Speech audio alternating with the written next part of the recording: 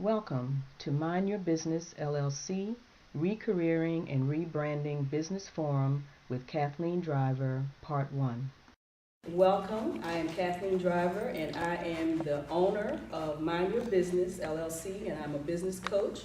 And we're here today to talk about recareering and rebranding.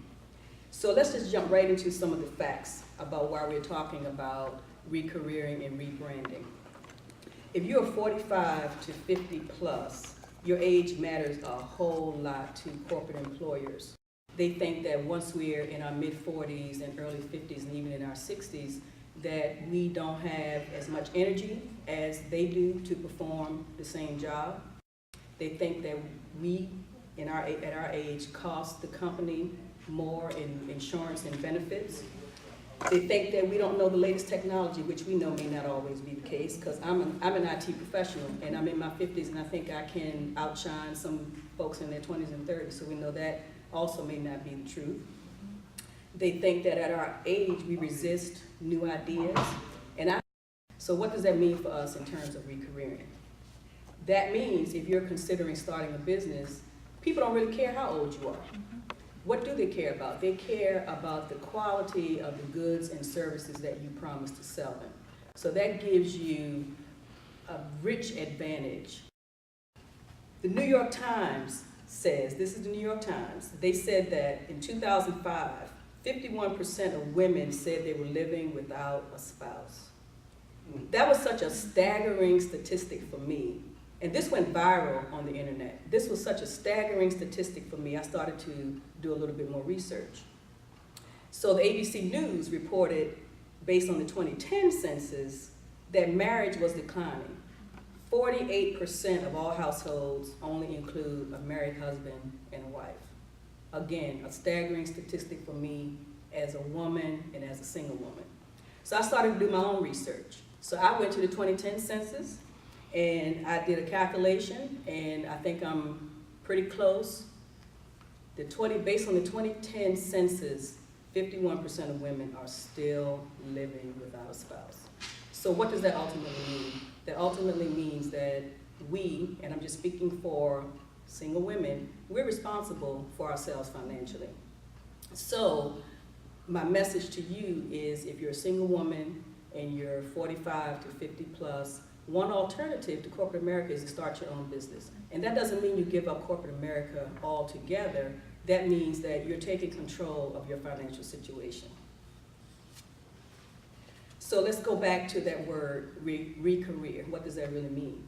That means, to me, for our discussion today, two things. You can recareer as a business owner, or you can recareer in your career, but by intentionally building your brand within your market. And I have a guest today, Marva Goldsmith, who's going to talk to us a little bit more about what that means in terms of rebranding yourself as a business owner or within your own profession. What are some of the advantages of starting a business in midlife? Well, it's never been more affordable to start a business. Why? Because most businesses are home-based now. And you can run your business out of your home for less than $500 a month, because you have the power of the internet, you have the power of email, you have all the power of technology at your fingertips. And one of the things Marva and I will talk to you about today is how to take that power and leverage it. You have the same power that Fortune 500 companies have. They have Twitter, they have Facebook, they have LinkedIn, they have YouTube. You also have access to all those tools. Those tools are free to you to use, and we're going to talk to you a little bit today about how to leverage those tools. Another advantage, excuse me, is that new businesses last longer now than most new jobs. I did some research and I found out that more than 55% of new businesses last longer than being hired today, because when you get hired today, of course, there are no guarantees, and you may end up in your employed position for 2 years, you may end up in that position for 6 months. It's just no guarantee. But when you're running your own business, if you do it right and you do it smartly and you do it intelligently, you really have control over how long you run that business. The DC metro area is among the worst places to retire. And this is based on the Washington Business Journal.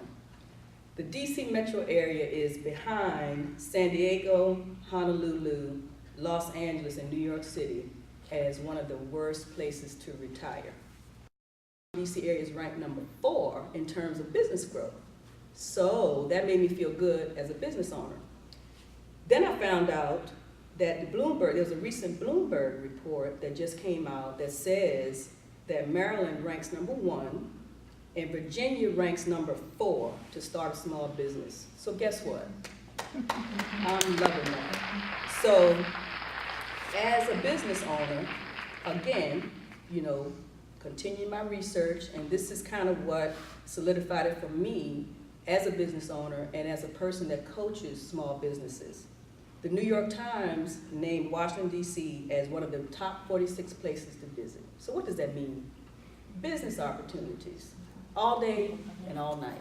So I offer you those statistics because while some of them may be staggering, some of them may also, for me, and I also offer to you that they're encouraging, because you don't let the one negative statistic stop you from looking at the positive statistics. And even the negative you can turn into a positive. Okay, so DC is ranked among the worst places to retire. Then how do we as business owners make that better?